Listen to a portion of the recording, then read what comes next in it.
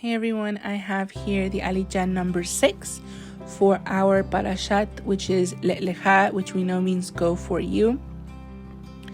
Our Bible portion reading that we should be reading is Genesis 15:7 to chapter 17, verse 6. So again, that's Genesis 15:7 to chapter 17, verse 6. So I'm just going to read verses 10 and 11 of Genesis 16. And it says, "The angel of the Lord also said to her, I will surely multiply your offspring so that they cannot be numbered for multitude. And the angel of the Lord said to her, Behold, you are pregnant, and you shall bear a son. You shall call his name Ishmael, because the Lord has listened to your affliction."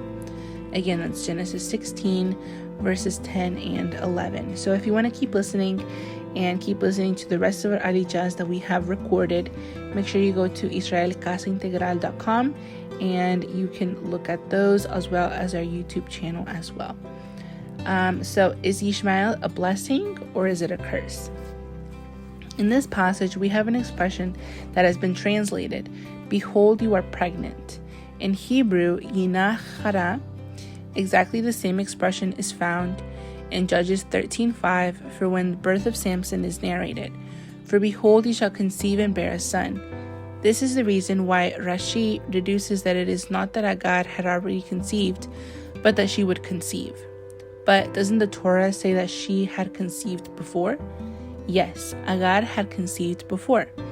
And this leads to interpreting the text as if Agar had an abortion. Now, the angel told her to go back to Sarah and submit to her. In this way, she would conceive again. It is obvious that the Eternal wanted Hagar to conceive a child with Abraham, Avinu. The Eternal wanted to multiply her offspring so that they couldn't be numbered. That offspring is nowadays the Arab people. Other texts also show us that the birth and blessing of Ishmael, which is Ishmael, is part of the Eternal's plan. Ishmael's birth was not a curse but a blessing. Abraham loved his son Ishmael and pleaded for him before the Eternal. The Eternal answered and promised to bless him, as it is written in Genesis 17:18 and 20. "And Abraham said to God, Oh, that Ishmael might live before you. As for Ishmael, I have heard you. Behold, I have blessed him, and will make him fruitful and multiply him greatly. He shall father 12 princes and make him into a great nation." The Torah is very clear to reveal to us the willingness and plan for the Eternal to bless and multiply Ishmael. It is true that the covenant was not with Ishmael but with Isaac, and that through Isaac would come the descendants of the promise, but that doesn't rule out the fact that Ishmael has an important role in the world, especially in the last days. It is also true that the Arab people had greatly hurt their younger brother, the Jewish people, and that they still do it every day. But we have to understand that behind attacks from the Arabs is the hand of the Eternal. Because of the sins of the Jewish people, the Eternal uses the Arabs to hurt us. His purpose is that we turn from our sin and seek his face with all our hearts and all our might, that we keep his commandments, so that there is peace in the land of Israel and the world. The Arabs are carrying out a divine task. Wow, that's amazing.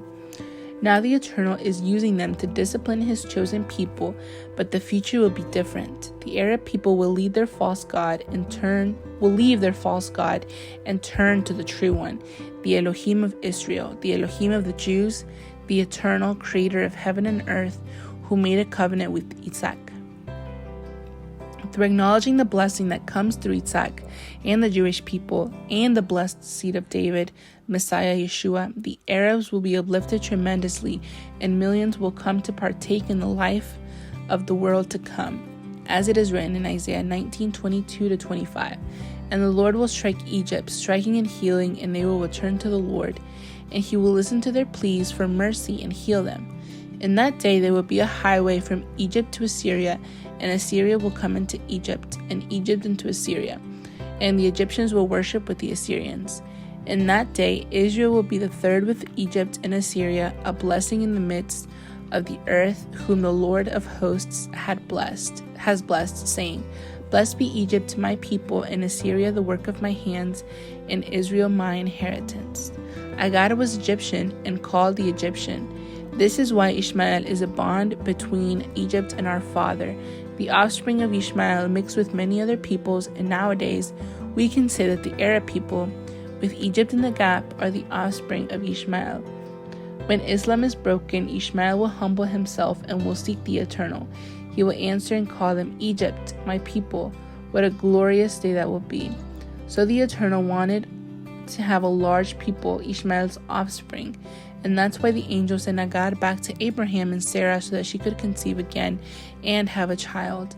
Not the child of a promise, but the son that would be of a great blessing. Let's not see the Arabs in their present situation under the curse of Islam. Let's focus our sight toward their future when the Eternal intervenes in the Arab world in a powerful way. Then we will see more clearly that the birth of Ishmael wasn't a mistake, but part of a divine plan important to the world nowadays and in the future. Don't stop praying for the salvation of the Arab people.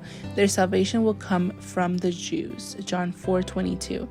May you see peace upon Israel and blessing upon the whole world. Ketriel.